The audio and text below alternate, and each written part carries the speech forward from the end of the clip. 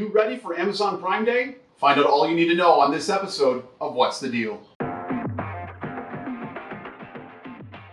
The big event is happening July 12th and 13th, but Prime members can get early access now to top deals. Amazon devices like Fire TVs, Ring doorbells, and Echo speakers are all expected to be heavily discounted, kind of like Black Friday pricing, maybe even less. Amazon really needs to prove the value of that Prime subscription, especially since the price went up this year, so I think we'll see some really good deals on home necessities like toilet paper, paper towels, toothpaste, deodorant, and laundry detergent.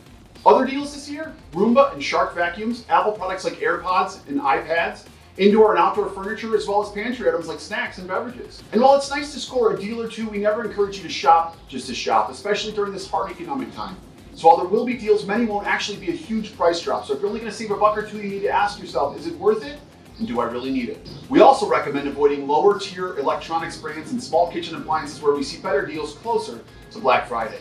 And here's a true expert level hack. Stack Amazon's $10 lead-in credit promotion with the $20 you get for buying $75 worth of P&G goods, things like Tide Pods and Bounty paper towels. And then add in the $12.50 credit you get for buying a $50 Amazon gift card, and boom, there's over $40 to use toward any item you like, even things that aren't part of the Prime Day sales. So there you have it, everything you need to know to truly save during Prime Day. Visit the link in our description below to start shopping and saving with Brad's Deals, and to sign up for our newsletter to save every day of the year.